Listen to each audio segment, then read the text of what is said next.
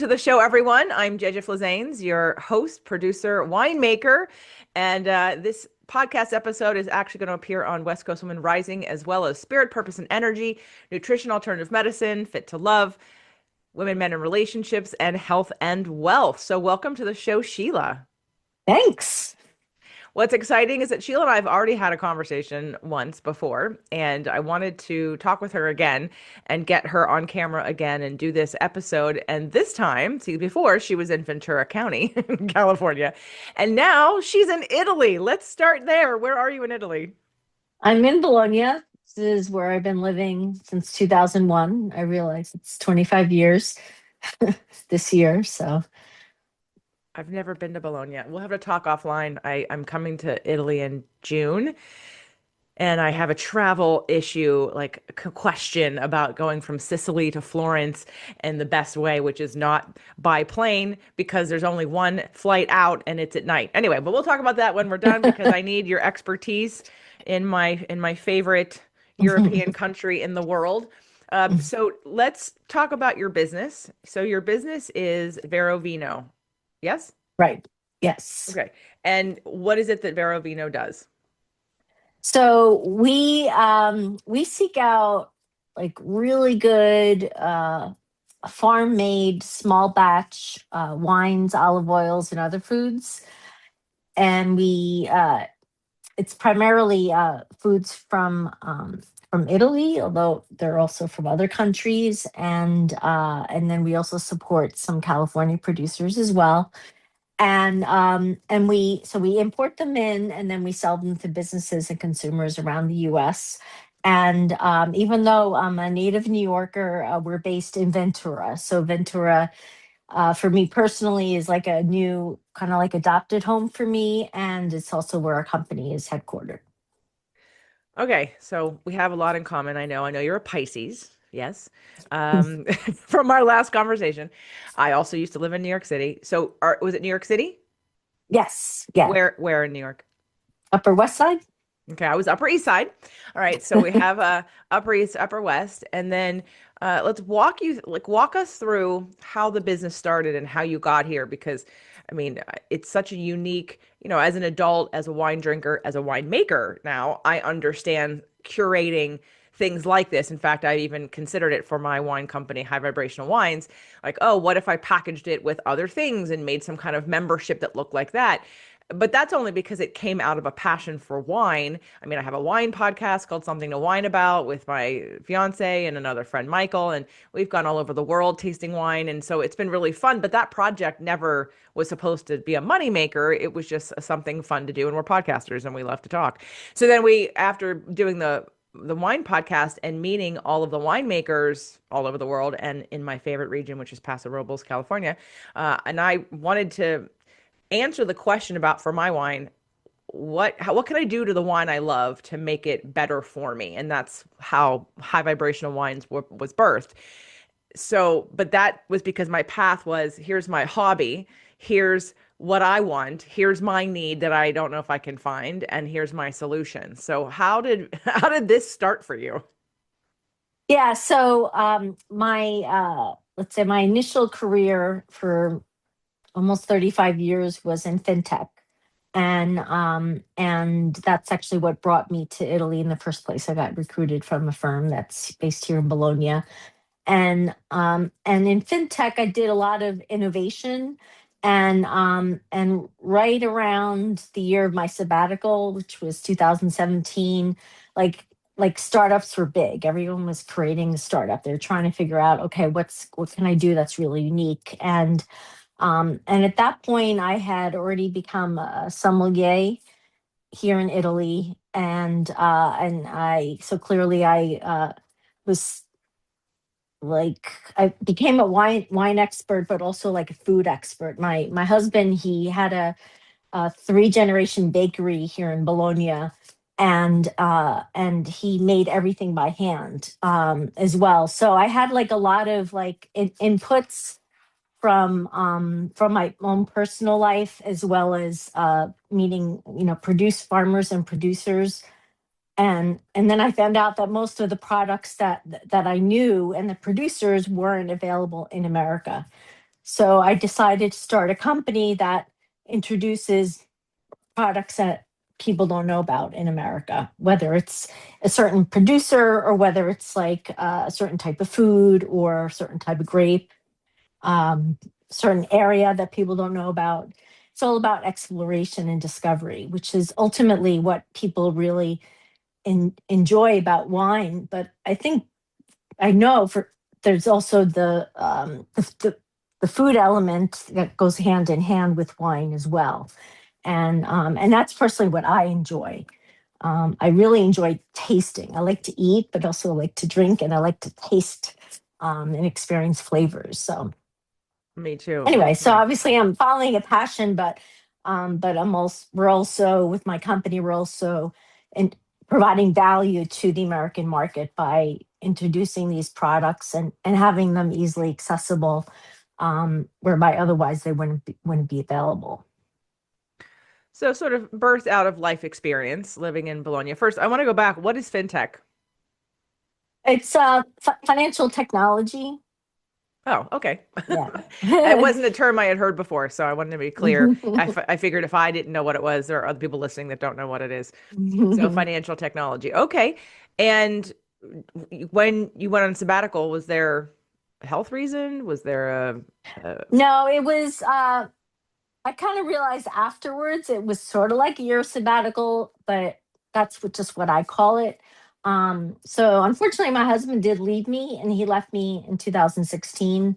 And then the company that I was with here in Bologna, they had like this, reorganization and whatnot. And I realized there really wasn't a place for me anymore in that company. So, so I started 2017 without a husband, without a job, kind of like a clean slate. And also in a foreign country, but at least I had a home. So well, you said you've been living there for 25 years. So how long, when did you first go to Bologna? 2001. Okay, so you Yeah. had some experience, right? I mean, I Mhm. now have been to Italy enough that I feel very comfortable.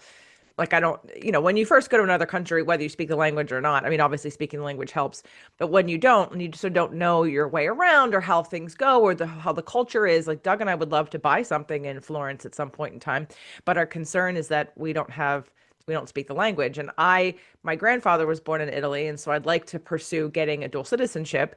But I know I have to learn the language and I have to take classes, and that's fine, and I'm happy to do that. It's just kind of cool to think about having a dual citizenship in Italy, which I'm sure you have, right? Do you have? Yeah. Oh, No, well, I you have don't? Irish citizenship, Right. so So, I have EU citizenship. Anyway. but when you're in a place long enough, you figure it out and you feel more comfortable and you have your Mhm. people that you know who can help you. You have your, because life experience causes us to become familiar with things that we hadn't before. So here you are. Now, did you start the company from Bologna or were you in Ventura? I was in Ventura. I was in California, Ventura. Because to build this company, you have to have the relationships, and the relationships are because you lived there and you know the people and you've had their wine or tasted their food or right, which is cool because you're curating like a really unique experience. So, did I hear you correctly that you had no job, you were by yourself, and you started this company? Yes. Okay, so from a entrepreneurial standpoint, so from the West Coast Women Rising and anyone who is listening to the show on any of my shows, when you start a venture, you need some capital. So, how did you provide that capital? Did you get a loan? Did you have a backer? Did you have savings? Did you second mortgage your house? I had savings. You had savings. Yeah, Yeah, yeah. because it's a risk as a business owner. I was having this conversation yesterday. I just hit as of probably the recording of this show, 800 episodes on Fit to Love. It's been 14 years. I started in 2014. Oh, sorry, 11 years, almost 12 years that I started that show. And I had a listener come on and I interviewed her as my 800th episode. And and so like to talk about like being able to watch sort of like she's grown with me and I've grown, and that's how my people are. And when you put yourself out into the world in the way that we do in a business, in a podcast, whatever, when this is your business, it's your livelihood, you're going all in. You're investing everything you have. You're taking a risk. It's vulnerable from a couple different points of view, of vulnerable financially and then vulnerable personally if it doesn't work, or if someone doesn't like what you're doing, or if you get criticism or feedback, which is the only way that we grow. When you first started, how, from a business standpoint, did you have customers? Because I know you had the relationships with the businesses. I know the businesses, I know the kind of foods. I'm passionate about what I want to do. How did you find the customers? Yeah, so I wound up importing in some initial product and just going door to door, and just networking like crazy, putting myself out there, and and then it just started. So we also sell to distributors around the country. In California, we sell to wine stores and restaurants, and then we also sell to consumers and let's say corporate, so companies that want to do gifts and events and stuff like that. And so having that omni-channel strategy was has definitely helped us, not only in the beginning but even to this day, because of the ups and downs that happen, not only with the economy but with people's preferences and this and that it's kind of like a hedging strategy, having that omni-channel approach. Okay, so I'm gonna ask you to help me, because I want to have everyone understand kind of what you do from both, and we're gonna talk about the product side of it in a second. I'm wanting to talk about the business side for West Coast Women Rising and people who are entrepreneurial, or even just people that are exploring understanding how does one start a business like this? Because many people have hobbies and passions that they'd love to make money from, and they don't think that they can. And I'm not suggesting that everyone start a company and sell wine and import foods and things like that. But it's the idea that if someone's starting out and they need it and they're putting it all in, that it's possible and that there are different ways to grow it. For high vibrational wines, I mean, I'm just putting out a couple podcasts and going to and provide like going to one tasting where I had a booth and represented my wine. I don't do anything for marketing because it's not, I didn't do it for a living, like to make a lot of money or to, right? I did it sort of as a passion project to start. I would in the future like to do it more regularly and sort of have a small membership. That's how I see. But what did you do to get it started? I know you said you went door to door, but did you go straight to distributors? Did you find the companies? How long did it take you? Because I'm just curious, how long did it take you from inception of here's my business and now what? Okay, so did it take 6 months? Did it take 2 years to until you established these relationships or learned about the most beneficial, efficient way to distribute your products in a mass way? Yeah, so the let's say getting the initial sales was, wasn't easy, but took persistence, but it happened. Um and the challenges is really the continuity, um because in the wine, it could be the food, distribution business. You can't just, a business can't stay alive just with that one sale. It needs to have continuity. So that, that's pretty much the key to the success in this business. Like, it's fairly easy to start. Like, the barriers to entry are pretty low. It's really just, ultimately having enough scale so that way your uh your sales cover like all your operating expenses, like, so at least you break even. um and then one of the approaches that we have, is to just pour a lot of marketing into just getting the word out about our producers and their products, but in line also with, the values of our company. Like, like, we really look for products that are well made, that are, you know sustainably made, that you can, like know the source of where they came from. They're really genuine and authentic. And um and then and then we also invest a lot, like in education and explaining to people what they are, and this is primarily through digital marketing, so both through our blog, as well as through our YouTube channel. And fortunately, that the digital footprint has been paying off. That's a very gradual process, but that that strategy has been a good one for us. It does take patience. It's not going to be like an overnight thing, but it has staying power, and that's the most important thing. Well, I think when you find something or a client or customer that likes your product, then the likelihood is that they're going to continue buying, right? Do you Right? have Yeah. like a wine club or a membership where there are regular shipments? Yes. Yeah. Yeah. We have a wine club. Mhm. Yeah, ultimately in the future, I'll spend some time and effort cultivating that because I'd like to produce at least 3 or 4 varietals a year that would have a membership. I don't want to sell, I don't want to distribute to big box companies or to even to the grocery store because of what it is and what I do to it. I don't want to make that much. I don't want to mass produce. I want to make it a super specialized, and I want to sell to people who actually get it and appreciate it. And I don't want to just sell it to someone because they like the way that it tastes. They have to understand what went into it. So I know that you probably take the same kind of care about the foods and the wines you're choosing. Why don't we let's switch gears now for the rest of my audience, and talk about the actual wines and foods you're choosing and why, and give us a list of sort of the products that you're carrying and why you're choosing them and what you're hoping the end user gets out of it as an experience. Yeah. So, like, one of the things that I personally like is I like a lot of variety.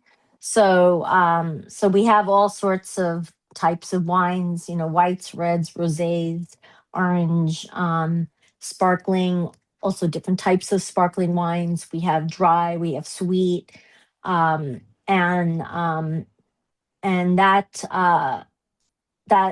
is also consistent with what I know here in Italy, is that you have like different courses with your meal, like in a bigger meal, of course, and then you have different wines with each course and stuff like that.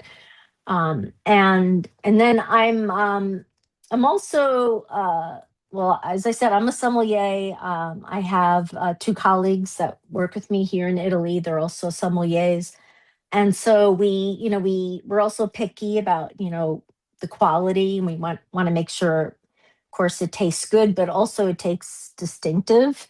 And the same goes for the olive oils that we have as well. In fact, if anything, I think there might be more opportunity for introducing types of olive oils that have never been in America, because that is something people know less about in America. Like, for example, there's a lot of different types of olives, and most olive oils are blends, but some olive oils are actually made from one type of olive, and then they have different tastes. You actually eat certain olive oils with certain foods and stuff like that.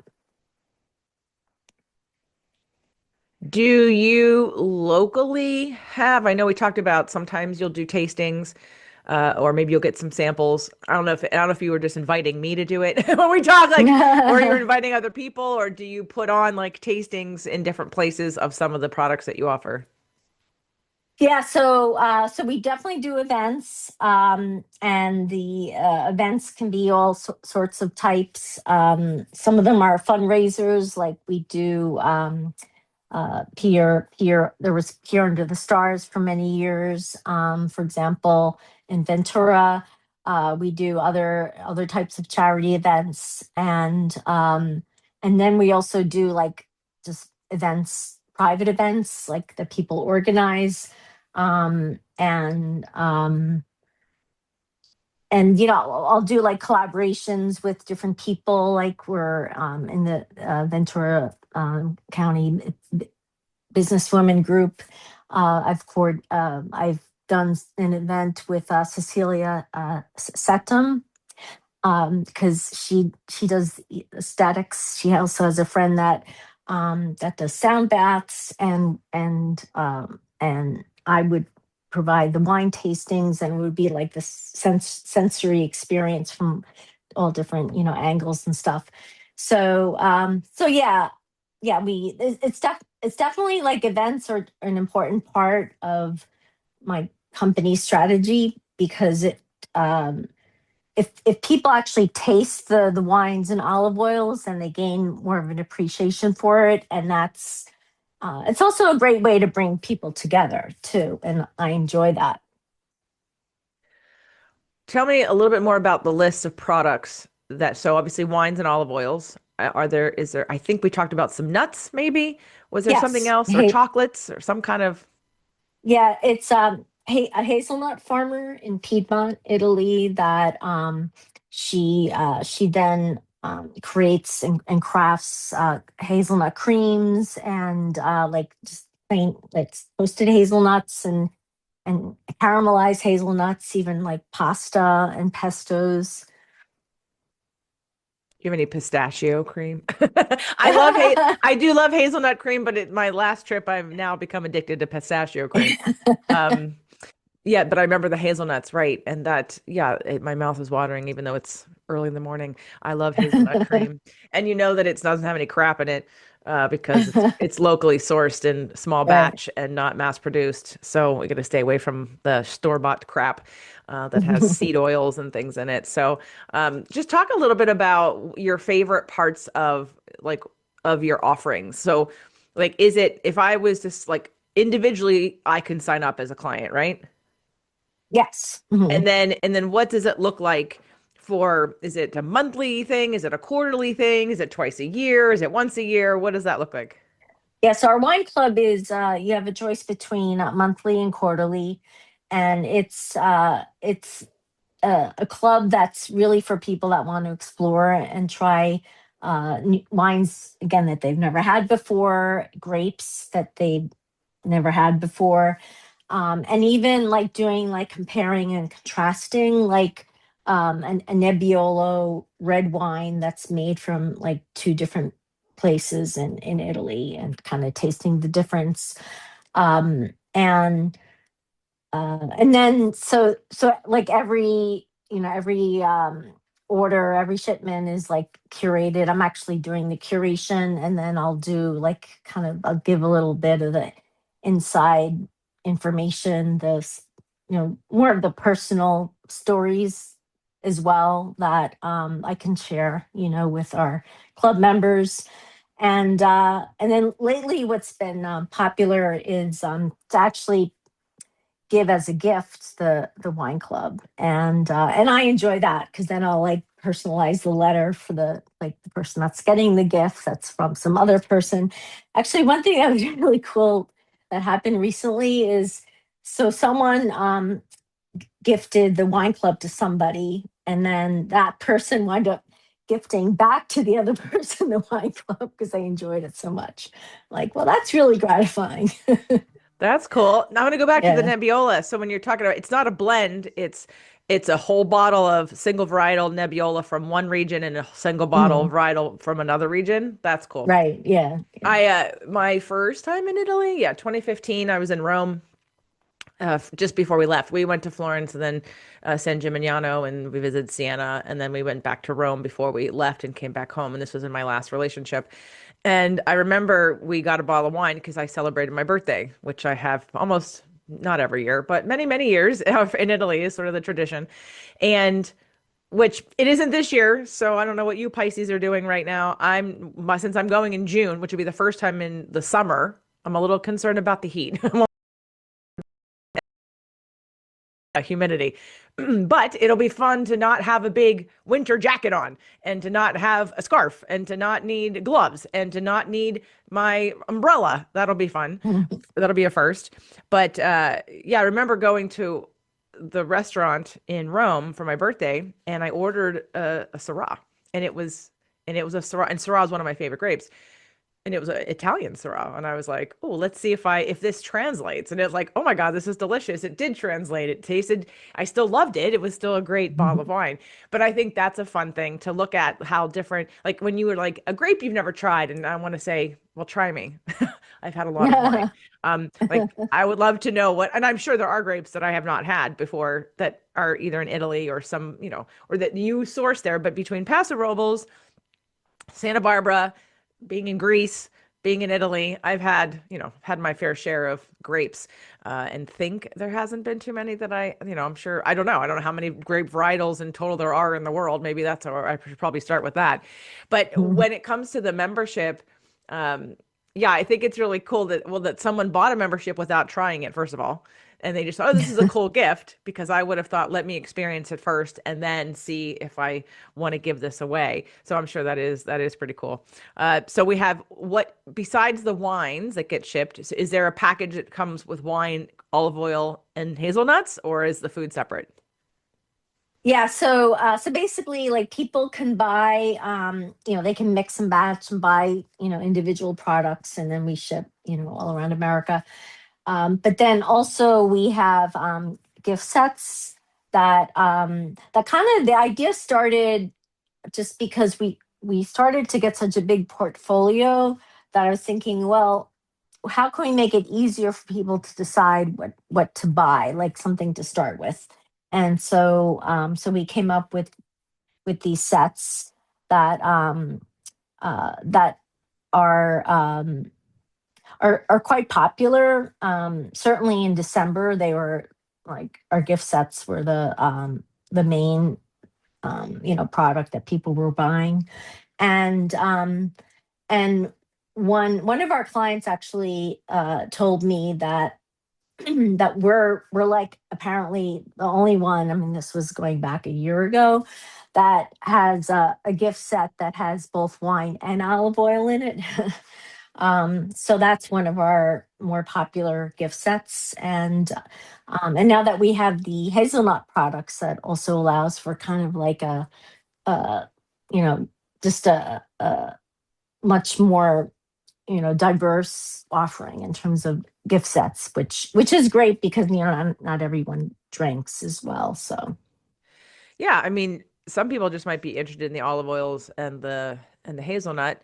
All I have an olive tree, and we think last year. Do you remember when the power went out for a couple of days? It was the longest the power was out here. I don't know if you were here in town, because it was like a windstorm and a tree branch took out the power line, and we actually had to buy a generator. We were going to buy one anyway, but our neighbors offered their generator because I think we were 2 days without power.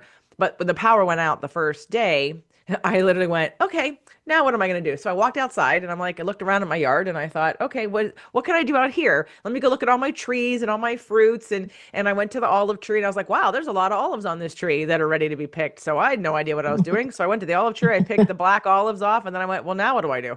And I looked up, I had cell service on my iPad, and I looked up how to cure olives, and there was a salt brining method. I'm like, cool, all right, so I'll salt brine the olives.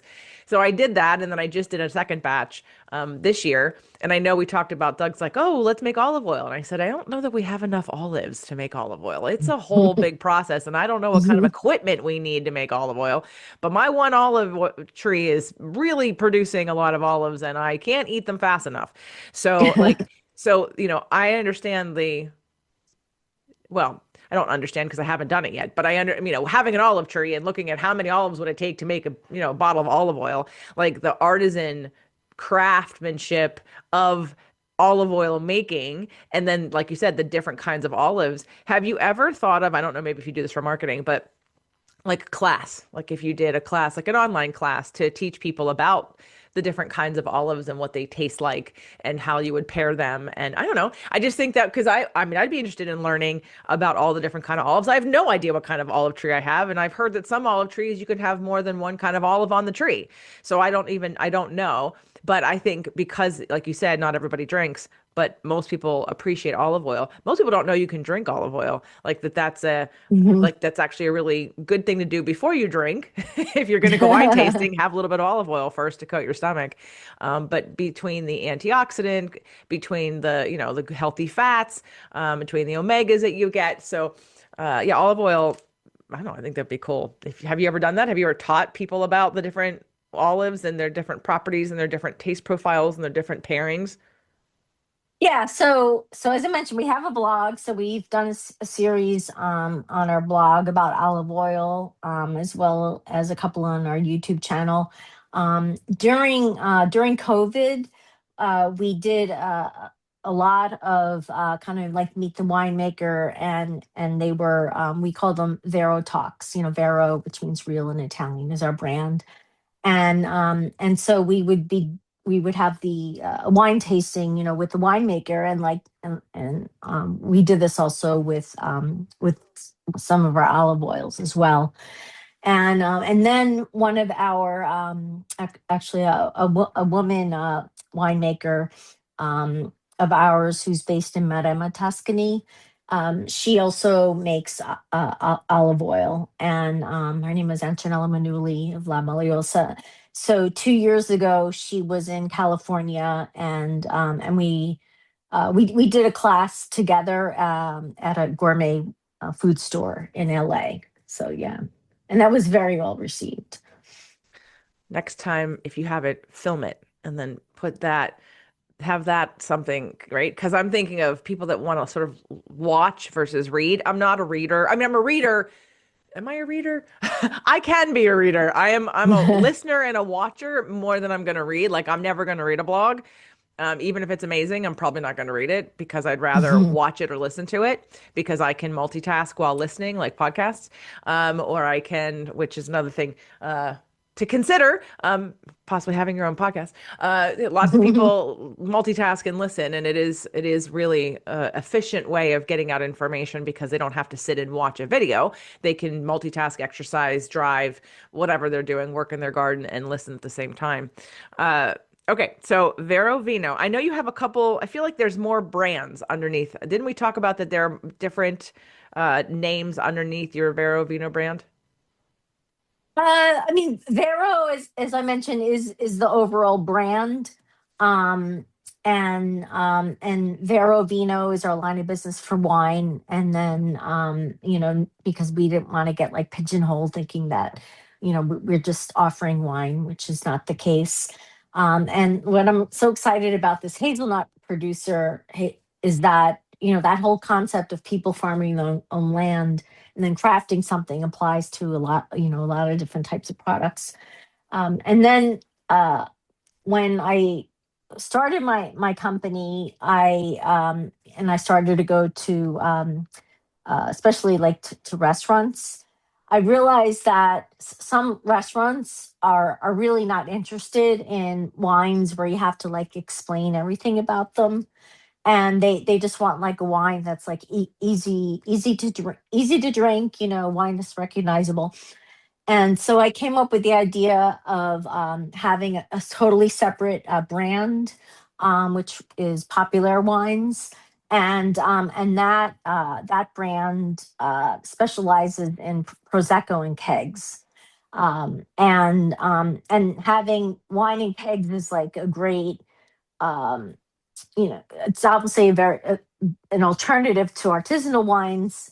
It's a different buyer, but it's really like a great idea for like people that are having a party or a wedding, and it works well also for for restaurants, let's say, that do a big brunch business. Instead of like opening up a whole bunch of prosecco bottles, you just have the keg that just keeps that keeps pouring, and then the bubbles stay fresh for several weeks and stuff like that.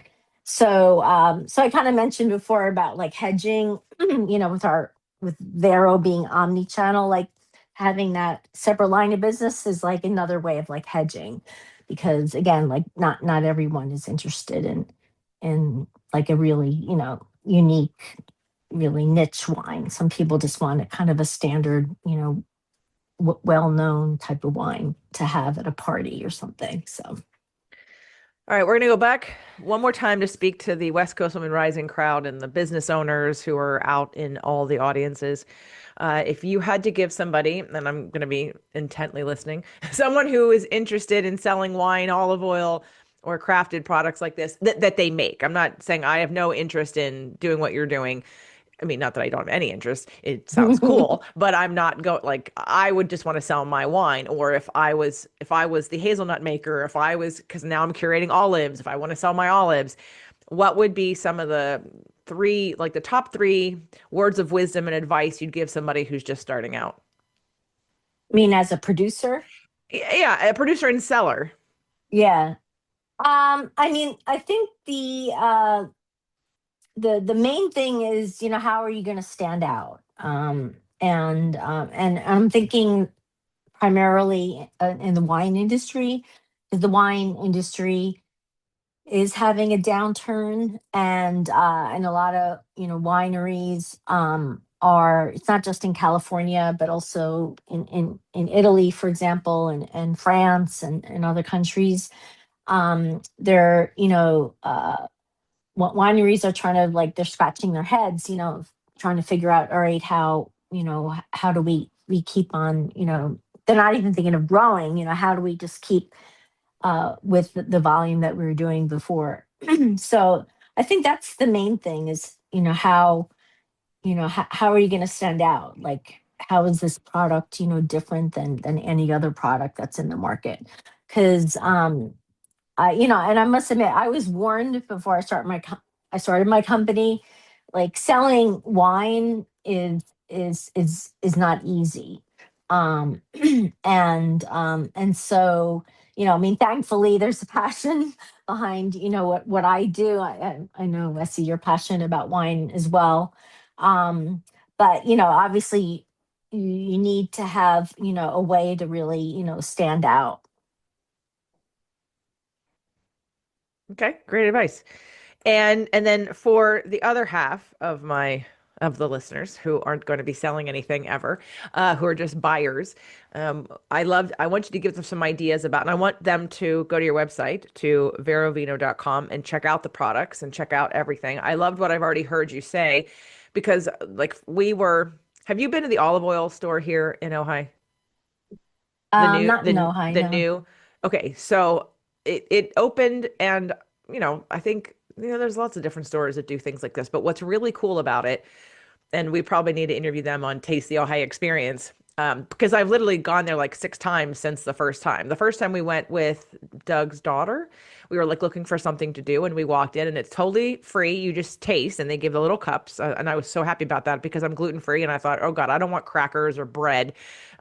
So they gave the cups. I'm like, phew, I don't have to eat anything. I can just drink it. But they have a wall of olive oils and a wall, and some of them are from Italy. They're not locally sourced, and then a wall of different vinegars, and then they have a table that has different pairings of, like, for instance, my favorite pair was the rosemary olive oil and the cranberry pear vinegar.